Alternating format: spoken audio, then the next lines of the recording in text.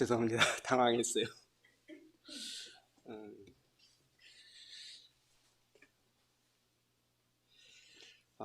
혹시 한국 사람들 하면 그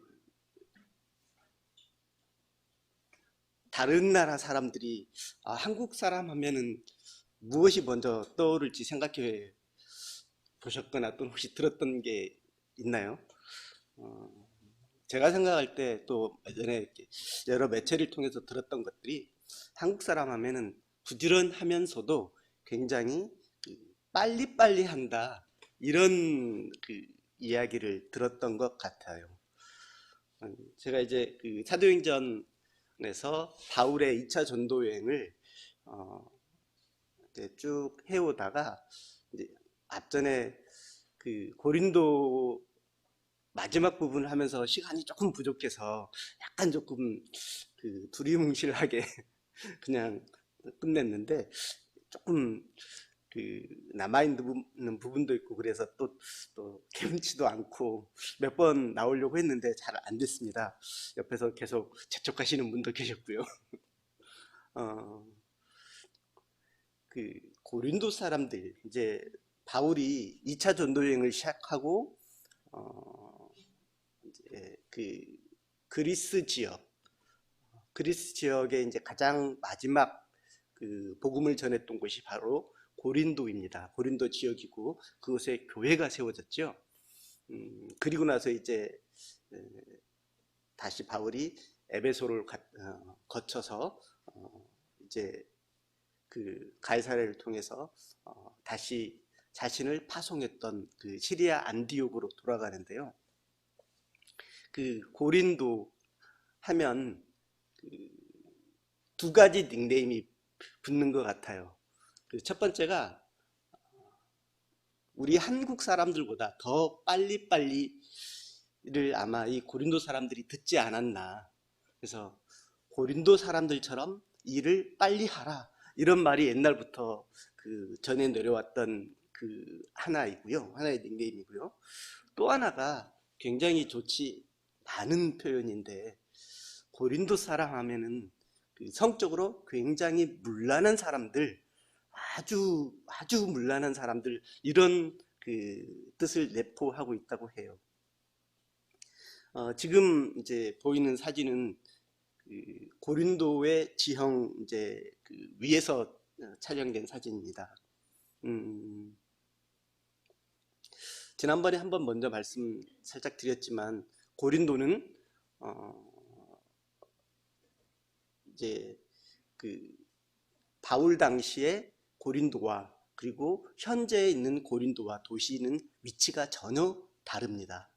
근데 이제 지금 이 사진은 뭐냐면 고린도라고 하는 도시가 있고 그 도시 뒤편에 높은 한 500m가 넘는 산들이 병풍처럼 둘러쳐 있어요. 그리고 이제 그 산 꼭대기에 신전이 있고 물론 산 꼭대기뿐만 아니라 고린도 시내에도 이제 신전들이 있지만 고린도 이제 예전 고린도인데 이 고린도를 그 둘러싸고 있는 산들이 있는 그 성입니다. 고린도 하면은 이제 바울이 그 2차 전도여행을 할 때 아테네를 떠나서 고린도로 넘어왔거든요. 근데 이제 바울의 전도 여행 하면은 계속해서 어떤 연속이냐면 가서 복음을 전하고 그러다가 매를 맞기도 하고 두드러 채찍에 맞기도 하고 돌에 맞기도 하고 죽을 뻔하고 도망가고 또 도망갔다가 또 복음 전하고 또 쫓아오면 또 도망가고 계속해서 생명의 위협을 느낌 뿐만 아니라 계속 생명의 위협이 이제 죽음의 위협이 계속 따라다니면서 계속 이동하면서 복음을 전하고 그것이 바울의 그 전도 여행의 연속이었어요. 이제 바울은 그 아덴을 떠나서 고린도로 왔죠. 아덴과 고린도까지 거리가 한 80여 킬로, 80km가 조금 넘는. 그래서 요즘 같은 경우에는 뭐 자동차가 있으니까 뭐 금방 간다고 그래요. 도로도 잘 닦여 있고 한 1시간 이내로 갈 수 있는 거리이지만 예전에는 뭐 그렇지 못했으니까 이제 바울이 아덴을 떠나서 고린도로 왔는데, 바울이 아덴에서 그 했던 그 복음을 전했던 게 아레오아고에서 굉장한 그 복음을 전했죠. 이방인들을 향해서. 본인이 가지고 있었던 여러 그 많은 지식이 있었을 거예요, 바울이. 반면에 이제 아덴에서는 많은 사람들이 바울에게 굉장한 관심을 보였지만, 이 고린도에 왔을 때 고린도는 전혀 딴판이었어요. 복음이 전해지는 방향도 전혀 달랐고요. 아덴과 고린도와는 전혀 다른 방법으로 하나님의 말씀이 전해졌습니다.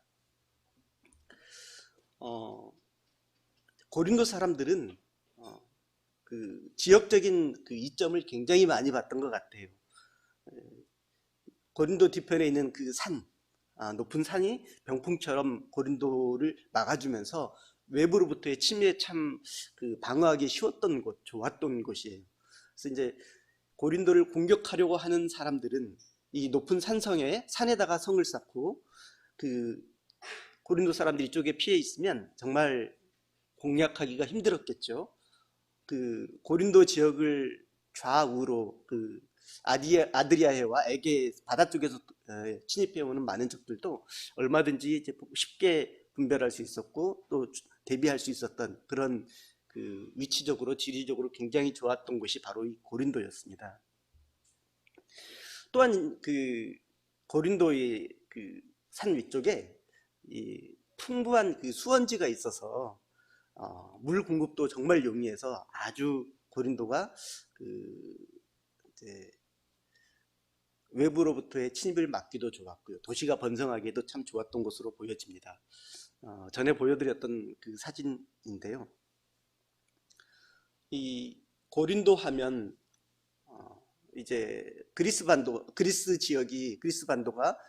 위쪽에 마게도냐 지역, 그리고 아래쪽 아가야 지역 이렇게 나눠져 있고, 이제 위에를 마케도냐, 아래 아가야 지역을 이제 펠로폰네소스 반도라고 하는데, 그 두 지역이 아주 굉장히 그 얇은, 이제 고린도의 목이라고 하는데, 우리 보면 목이 가늘잖아요. 이런 것처럼 이렇게 그런 위치에 있었어요. 전에도 말씀드렸지만 지협이라고 해서 위에 마케도냐 지역에서 펠로폰네소스 반도 지역으로 넘어가기 위해서는 이곳을 통과해서 가야 하는데, 여기밖엔 길이 없으니까요. 통과해서 가야 되는데 굉장히 좁아요. 그래서 이러기 좋잖아요. 누가 이렇게 어디 가려고 할 때 딱 길을 막고 있다가, 야, 너 가지 마. 가려면 뭐 내나? 이러기 좋잖아요. 딱 통제하기 좋은 지역이죠. 또한 이제 이 고린도가 그 아드리아 쪽이니까, 고린도가 내륙에 있는데 고린도를 끼고, 고린도가 항구가 좌우에 하나씩 있었거든요. 그 고린도의 이제 그 한쪽 항구는 로마 쪽으로 가는 라카유 항구라고 그래가지고, 로마 쪽으로 가는, 이제 로마 쪽에서 오고 가는, 어찌 됐든 아드리아를 통해서 로마로 가려고 하면은 반드시 그쪽 항구를 이용해야 되는데, 거기에 또 굉장히 많은 이제 왔다 갔다 하는 배들이 참 많이 있었고요. 반대로 이제 우측에 동쪽으로 그 아덴이나 아테네죠. 아덴 육지일 뿐만 아니라 이제 화물을 싣고 가는 배를 이용하는 경우가 대부분이었는데, 아덴이나 또는 우리 이제 먼저 1차 전도여행에서 있었던 에베소 지역을 가려면은 고린도의 이제 동쪽 항구, 갱그리아 항구, 이 두 항구를 통해서 이제 왔다 갔다 무역을 하는데, 고린도가 바로 이 두 항구를 딱 좌우에 끼고 있었습니다. 그래서 이제 그 사람들이 로마 쪽에서 왔던 배에 많은 무역품을 싣고 왔던 사람들이 그 라카윰 항구에 와가지고 거기서 물건을 내리고 육로로 이동을 해가지고 맞은편에 있는 그 갱그리 항구로 가가지고 거기서 또 물건을 다시 배에 실어서 또 이제 이동하기도 하고, 또 어떤 경우에는 이것도 번거롭다, 그래서 아예 배를 통째로 옮기는 그게 이제 디올코스였죠. 배를 물에서 통째로 끌어올려 가지고 그거를 이제 그 요즘에 철도 비슷한 것들을 만들어서 배를 그냥 거기에 올려놓은 다음에 사람의 힘으로 또는 그뭐 동물 말을 끌거나 그렇게 해서 배를 통째로 맞은편 갱그리 항구와 또는 이제 라카이오 항구로 왔다 갔다 그렇게 해서 그 이제 물건을 옮기고 그랬었습니다. 그게 이제 고린도 지역입니다. 어,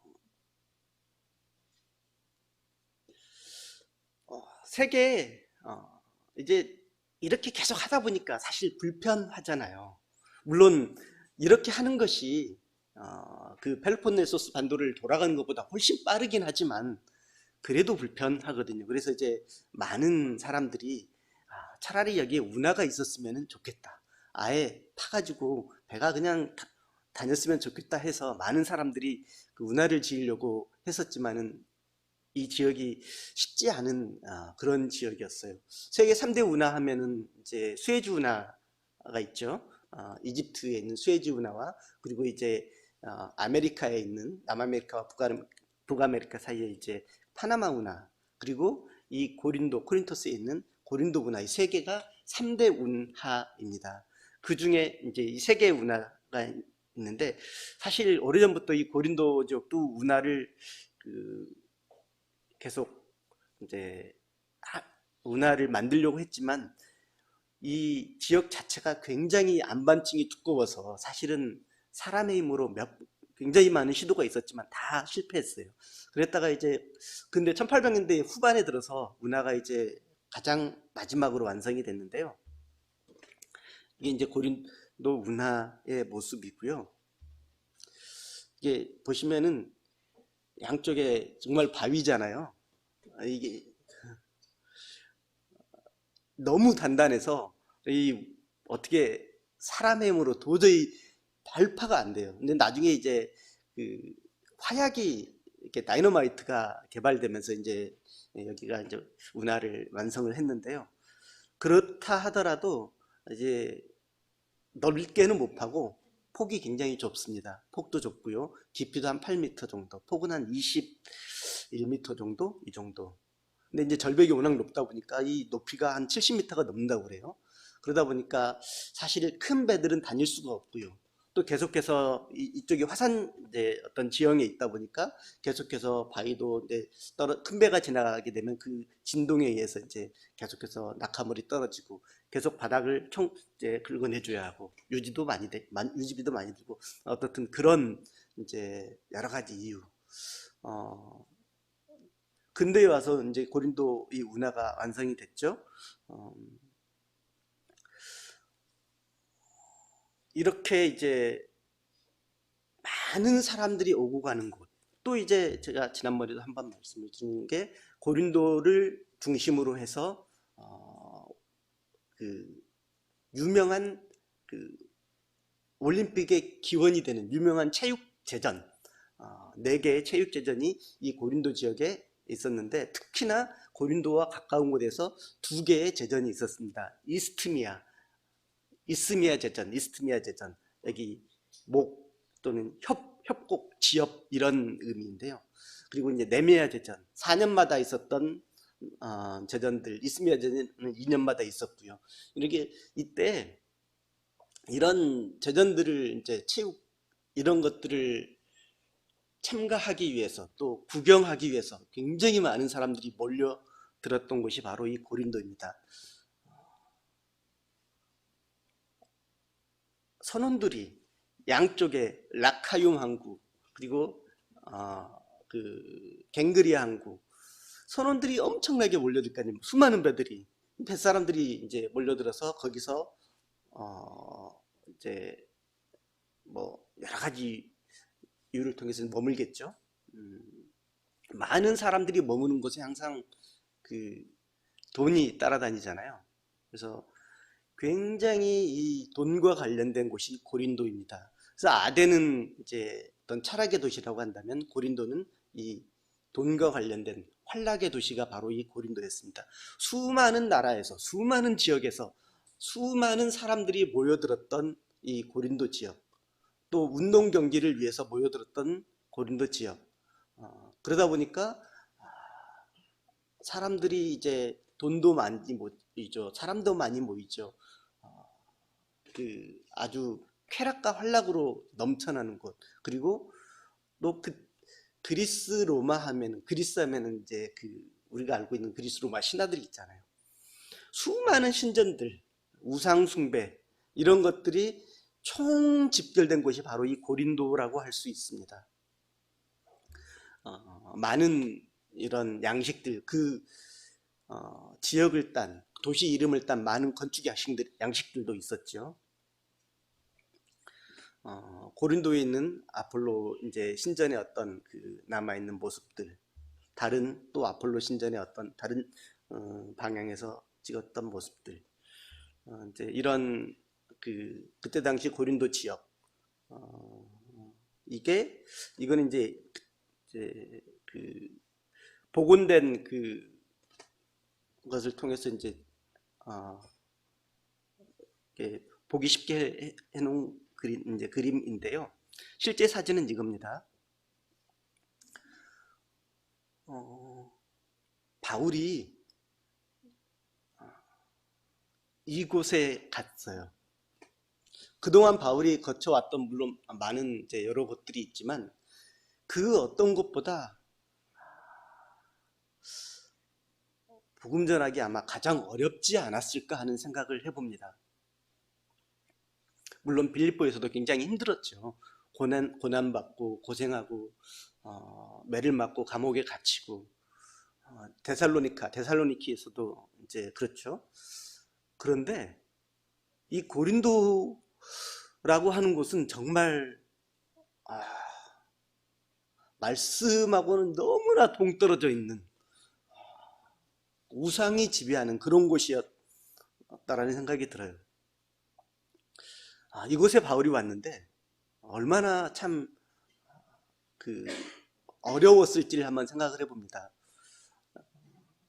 아덴에서 고린도까지 혼자 왔잖아요. 아무도 없이 혼자 왔는데 참 복음을 전하기 얼마나 힘들었을까.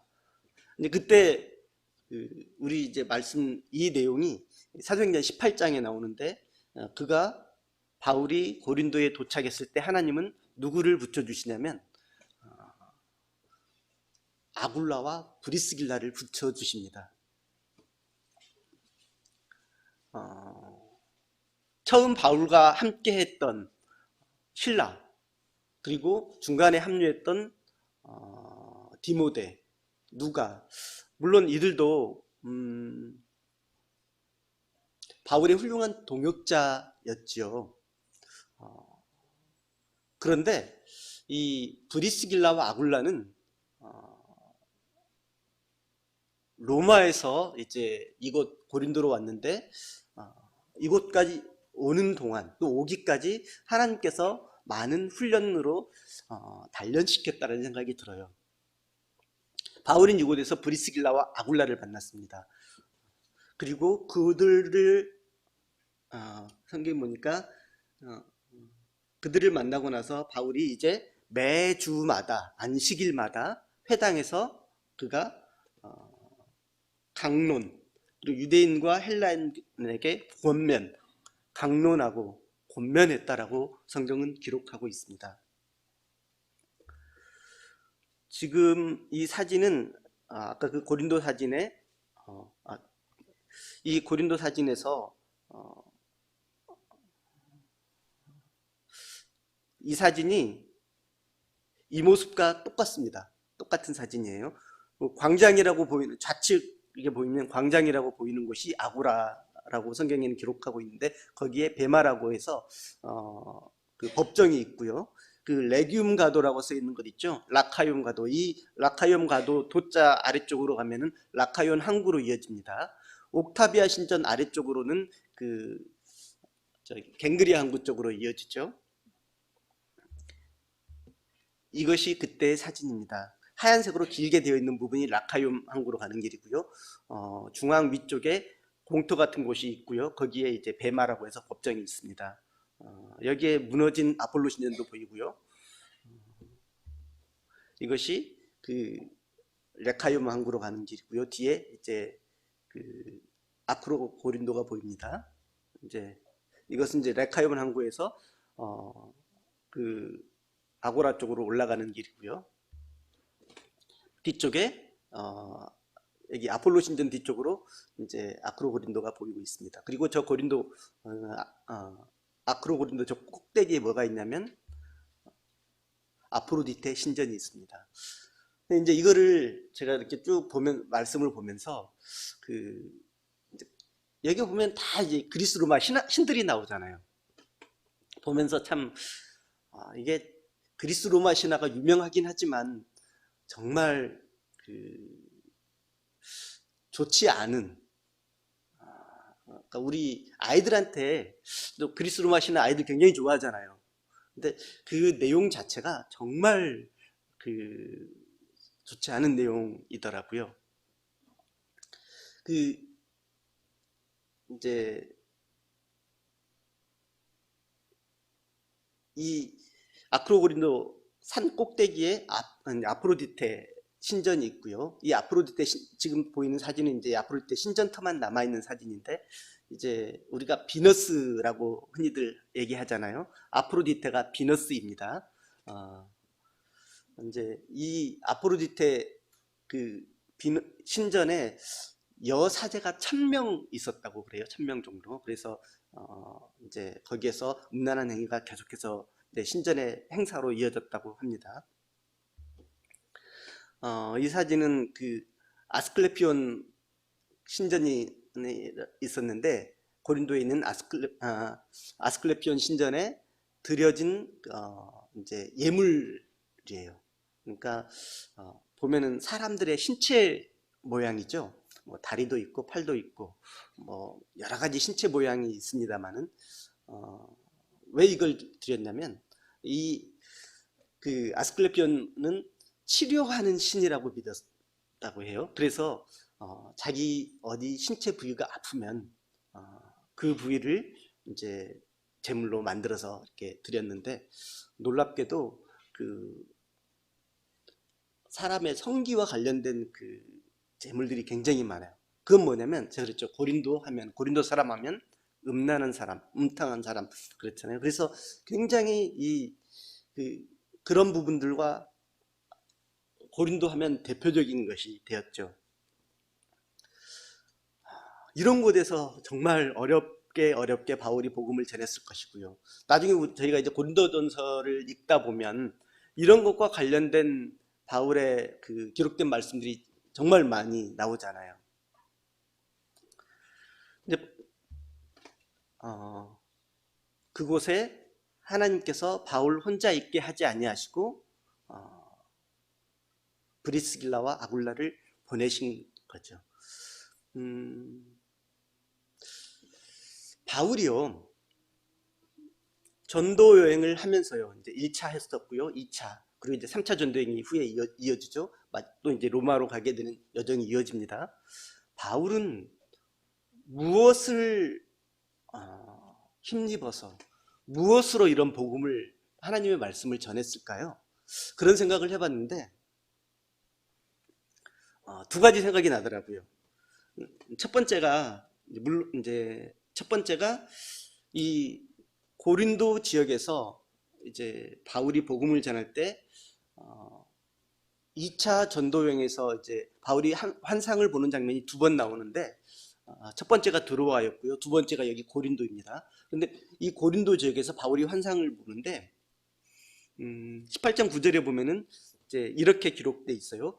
밤에 주께서 환상 가운데 바울에게 말씀하시되 두려워하지 말며 침묵하지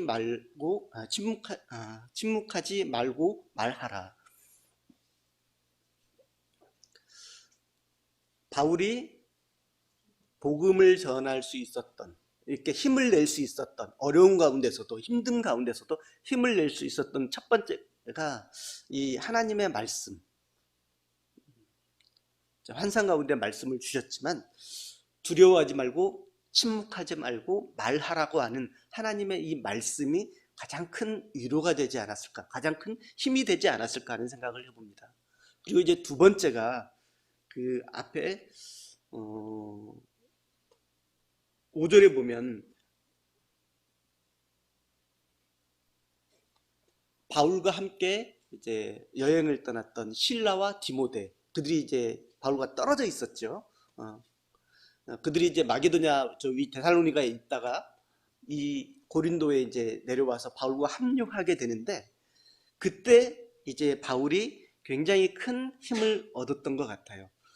그 전까지 계속해서 안식일에 회당에 들어가서 이렇게 하나님의 말씀을 전했지만, 구체적으로 이제 실라와 디모데를 만나고 나서 바울이 하나님의 말씀에 붙잡혀 이제 유대인들에게 예수는 그리스도라고 증거하게 됩니다. 이 두 가지.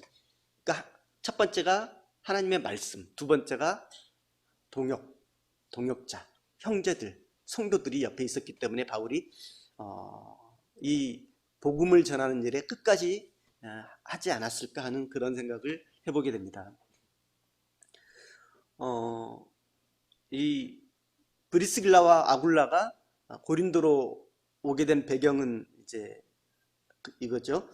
글라우디오 황제가 모든 유대인들은 로마에서 다 떠나라라고 추방령을 내렸기 때문에 어쩔 수 없이 로마에서 이제 나와서 고린도로 오게 됐고요. 그리고 이 브리스길라와 아굴라의 직업이 천막을 만드는, 그렇잖아요. 바울 역시 천막을 만드는 것이었고, 이때 천막들은 이제 굉장한 그 고급스러운 천막일 거라고 생각을 해요. 또 하나, 이 고린도 지역에는 수많은 사람들이 이제 여행자들이 있었잖아요. 수많은 사람들이 거쳐가는 곳이기도 했고, 또 일을 인해서 이제 돈벌이 하기 위해서 많은 사람들도 모여들었죠. 또 여기에 이제 4개의 제전들이 있었기 때문에 수많은 사람들이 또 왔다 가잖아요. 그렇기 때문에 이 천막의 수요가 굉장히 많았을 것으로 생각을 합니다. 그래서 이제 바울과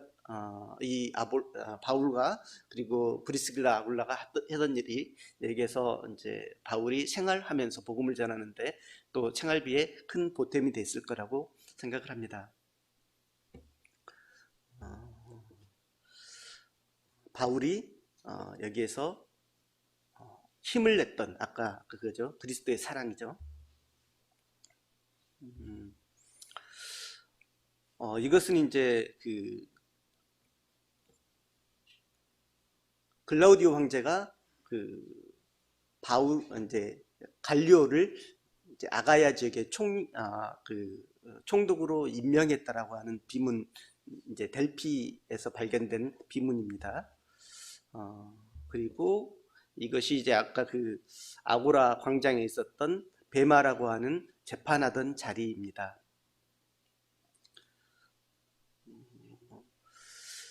이제 바울이 그 고린도로 와가지고요, 고린도 지역에서 머물면서 회당에서 안식일마다 복음을 전하다가 이제 이 실라와 디모데를 만났는데, 실라와 디모데가 가져왔던 소식이 뭐였냐면 데살로니가 교회가 정말 잘 성장하고 있다, 잘 모이고 있다, 하나님의 말씀을 사모하고 있다라고 하는 그런 소식을 가지고 왔었습니다. 사실 바울이 그 데살로니가에서 베레아에서 아덴으로 떠날 때 굉장히 그 긴박하게 떠났잖아요. 밤에 떠났죠. 도망쳤죠. 목숨의 위협에서 막 그렇게 이제 그 혼자 막 배 타고 도망치고 그랬죠. 굉장히 바울의 마음 가운데 그 지역에 대한, 그 성도들에 대한 그러한 이제 그 걱정들, 염려들, 이런 것들이 있었을 텐데, 이제 실라와 디모데는 이 데살로니가 교회가 정말 잘 성장하고 있고 바울을 위해서 기도하고 있다라고 하는 내용을 이제 알려줬죠. 그때 바울의 굉장한 아마 큰 그 안심이 됐을 거예요. 그리고 이제 바울이 이제 담대하게 복음을 전하는 계기도 됐을 거고요. 이때 이제 바울이 그 디모데와 실라가 이제 가져왔던 그 소식에 대해서 감사하고 또 이제 질문에 대한 답변 이런 것들을 이제 적어서 보낸 것이 데살로니가 전서입니다. 이 고린도에서 처음 이제 처음은 아니네요. 데살로니가 전서를 썼고요.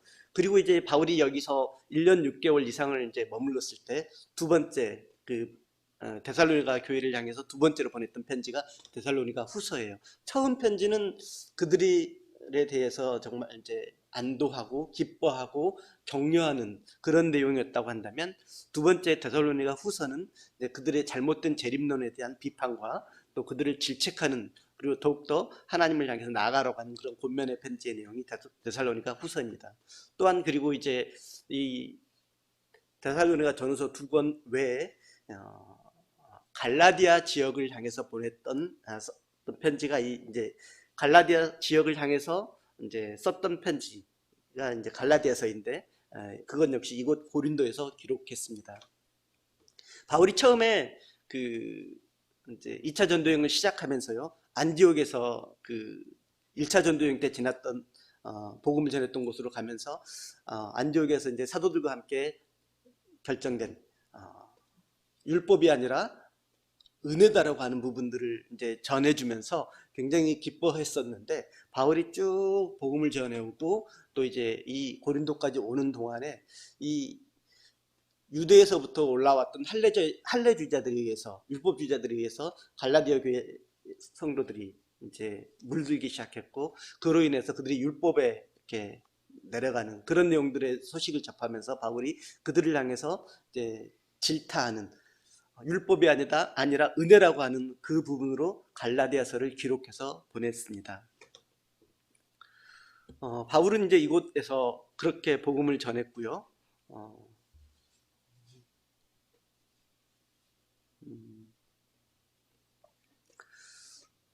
성경에 나오는 부분들이 이제 사도행전에 디도 유스도라고 하는 사람이 등장하고, 또 이제 회당장 그리스보, 소스데네 이런 사람들이 계속해서 나오죠. 바울이 이제 고린도에서 1년 6개월을 머물다가 이제 고린도 지역을 떠나서 다시 이제 돌아가게 되는데, 그곳이 이제 에베소를 경유해서 다시 안디옥으로 돌아가게 됩니다. 근데 그때 에베소로 가려면은 배를 타고 가게 되잖아요. 이제 다시 육로로 돌아갈 수가 없으니까 그러기 위해서 반드시 가야 하는 곳이 갱그리아 항구예요. 이 갱그리아 항구는 고린도에서 약 한 3시간 정도 걸어서 한 10km 이 정도 떨어진 거리에 있고요. 바울은 이 고린도에서 갱그리아 항구까지 이제 가게 되는데, 거기서 배를 타고 에베소로 갑니다. 그때 누가 함께 하냐면 바로 브리스길라와 아굴라가 함께 합니다. 성경에 보니까 바울이 이 갱그리아에서 서원이 있으므로 머리를 닦았다, 이런 기록이 있습니다. 이제 머리를 깎았다라고 말하는 것은 나시린의 서약을 말하는데, 서원, 서약, 약속이죠. 하나님과의 약속을 말하고 나시린의 서약을 말하는데, 혹시 나시린 하면 생각나는 사람 있나요? 나시린 하면 구약의 유명한 사람이 바로 삼손이죠. 신약에서는 혹시 누가 있나요? 신약에서는 요한이 있죠. 침례 요한이 나시린으로 이렇게 보여지죠. 평생 나시린이죠. 평생. 보통 이스라엘 사람들 지금도 이 나시린의 서약을 한다고 해요. 보통 길게 하는 경우는 7년을 채운답니다. 근데 7년 채우는 경우는 드물고요. 일반적으로 나시린의 서약은 100일 또는 60일 또는 30일 한다고 그래요. 많이 혹시 귀에 익지 않나요? 30배, 60배, 100배의 결실 말씀하잖아요. 근데 나시린의 서약을 할 때 보통 이제 그렇게 한다고 합니다. 이 나시린의 서약을 할 때 특히나 이제 사람들이 이제 자기 몸을 거룩하게 구별하는데 포도주와 독주를 멀리 한다고 해요. 마시지 않는다고 하죠. 포도주와 독주를 마시지 않는 거는 다른 사람은 모르잖아요. 내가 집에서 마시는지 안 마시는지 모르잖아요. 나만 아는 거죠. 본인만 아는 거죠. 본인이 서약하는 거죠. 머리를 깎지 않는 것, 이건 어때요? 돌아다녀야 되잖아요. 생활을 해야 되잖아요. 다른 사람들이 보는 거죠. 다른 사람들에게 보여집니다. 즉 내가 나시린의 서약 중이다라고 하는 것을 다른 사람들이 알 수 있게 하는 거죠. 근데 이제 이 바울이 머리를 깎았다고 할 때 두 가지를 생각해 볼 수가 있는데, 이제 말씀에는 이제 바울이 소원이 있었으므로 머리를 깎았다. 즉 어느 시점에서 이 나시린의 서약을 했다가 그 서약이 끝났기 때문에 머리를 깎았을 수가 있고요.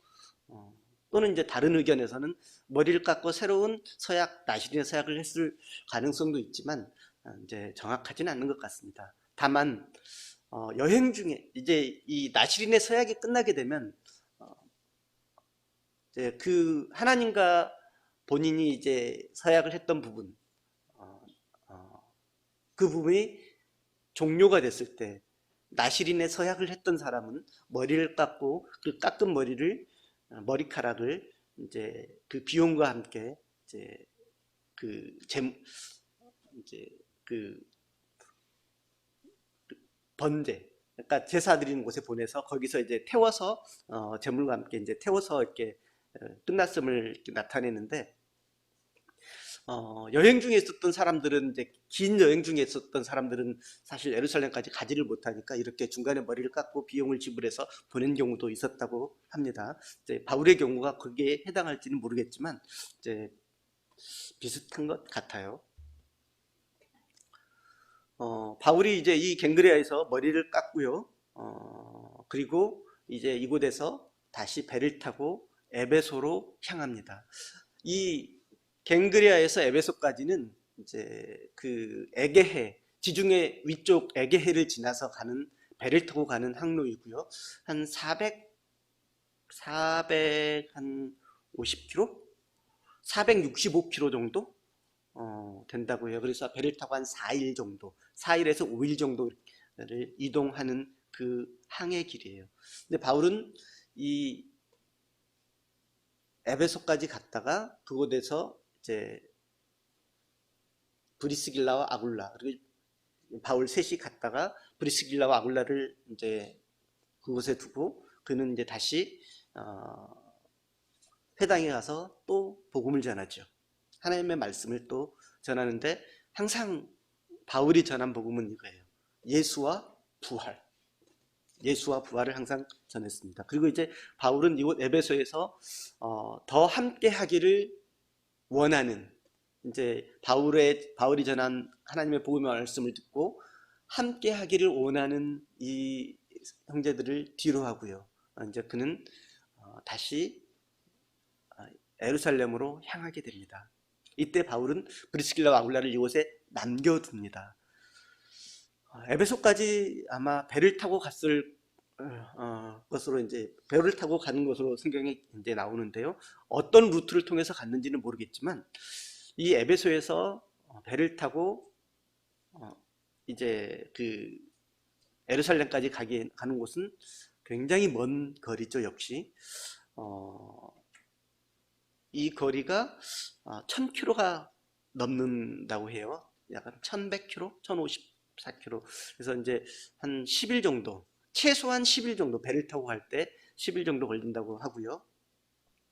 뭐 지금처럼 뭐 직항은 없었을 것 같아요. 이제 그 여러 섬을 거쳐서 키프로스의 바보항을 거쳐서 쭉 가는. 그래서 이제 가이사랴까지 가는. 가이사랴는 이제 예루살렘에 있는 이제 매항이죠.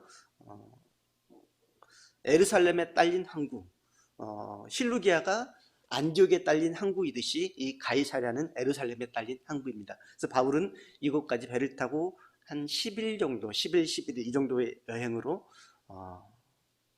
드디어 이제 돌아갑니다.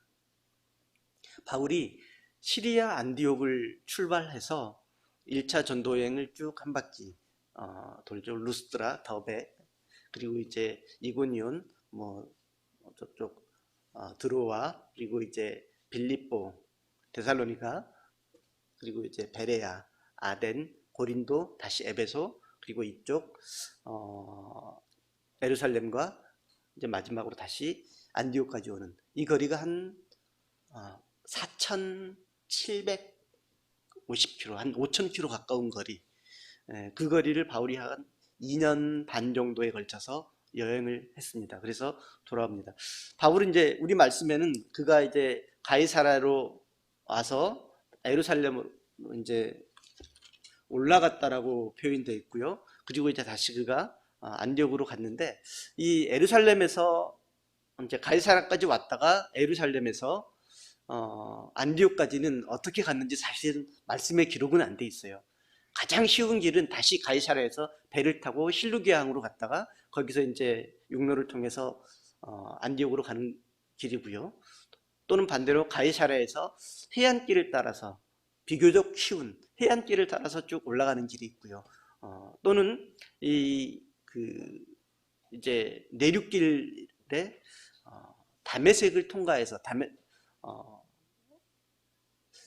예수님의 고향 나사렛과 그리고 갈릴리, 다메섹 이쪽 지역을 통과해서 내륙으로 가는 이제 루트가 있습니다. 이제 바울이 어떤 길로 갔는지 정확하게 성경은 기록하고 있지 않기 때문에 알 수는 없지만 이 세 가지 루트를 통해서 갔을 것으로 보여집니다. 이렇게 바울이 이제 그 먼 거리를 그리고 긴 시간 동안 수많은 생명의 위협을 받으면서 바울이 하나님의 복음의 말씀을 전했습니다. 그가 하나님의 복음의 말씀을 이렇게 전한 것은 바로 다메섹에서부터 그가 처음 예수 그리스도를 만나고 그가 회심하고요. 그리고 이제 하나님으로부터 받은 그 말씀이 바울을 붙들면서 그를 여기까지 계속해서 인도하고 있는 겁니다. 후에 바울은 이제 3차 전도 여행 역시 그리고 로마로 가면서 계속해서 이 말씀에 붙들려서 가게 됩니다.